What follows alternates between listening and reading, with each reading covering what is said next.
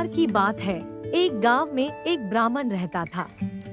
वह सुबह उठता, नहाता, पूजा करता, खाना खाता और फिर सो जाता था। उसके पास किसी भी चीज की कमी नहीं थी। एक बड़ा खेत, खाना पका कर देने वाली एक सुंदर सी पत्नी और 2 बच्चों का अच्छा परिवार था। सब कुछ होने के बाद भी ब्राह्मण के घरवाले एक बात से बहुत परेशान थे। वो बात यह थी कि ब्राह्मण बहुत आलसी था। वो कोई भी काम खुद नहीं करता था और दिन भर सोता रहता था। एक दिन बच्चों का शोर सुनकर ब्राह्मण जाग गया और उसने देखा कि उसके दरवाजे पर एक साधु महाराज आए हैं। ब्राह्मण और उसकी पत्नी ने साधु महाराज का स्वागत किया और उन्हें भोजन कराया। भोजन के बाद ब्राह्मण ने साधु की खूब सेवा की। साधु महाराज उनकी सेवा से बहुत प्रसन्न हुए और उन्हें वरदान मांगने को कहा। ब्राह्मण ने वरदान मांगा कि मुझे कोई भी काम न करना पड़े और मेरी जगह कोई और मेरा काम कर दे। तब साधु उसे वरदान में एक जिन्न देते हैं और साथ में यह भी कहते हैं कि जिन्न को हमेशा व्यस्त रखना। अगर उसे काम नहीं दिया तो वो तुम्हें खा जाएगा। वरदान पाकर ब्राह्मण मन ही मन बहुत खुश हुआ और साधु को आदर के साथ विदा किया। साधु के जाते ही वहाँ एक जिन्न प्रकट हुआ। पहले तो ब्राह्मण उसे देखकर डर जाता है, लेकिन जैसे ही वो ब्राह्मण से काम मांगता है तब ब्राह्मण का डर दूर हो जाता है और वो उसे पहला काम खेत जोतने का देता है। जिन्न वहाँ से गायब हो जाता है और ब्राह्मण की खुशी का ठिकाना नहीं रहता।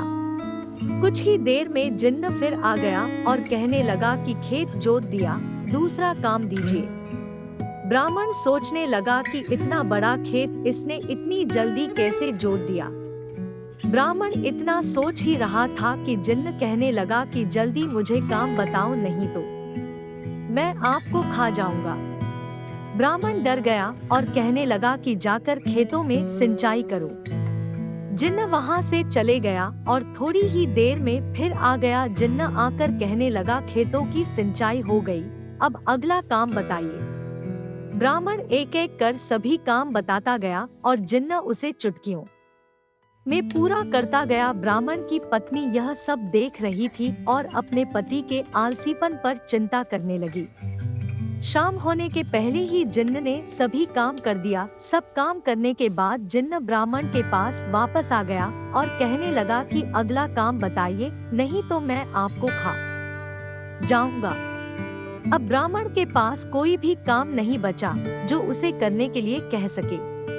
उसे चिंता होने लगी और वह बहुत डर गया। जब ब्राह्मण की पत्नी ने अपने पति को डरा हुआ देखा तो वह अपने पति को इस संकट से निकालने के बारे में सोचने लगी। वह ब्राह्मण से कहने लगी कि स्वामी, अगर आप मुझे वचन देंगे कि आप कभी आलस नहीं करेंगे और अपने सभी काम खुद करेंगे तो मैं इस जिन्न को काम देकर आपको बचा सकती हूँ। इस पर ब्राह्मण सोचने लगा कि पता नहीं यह क्या काम देगी।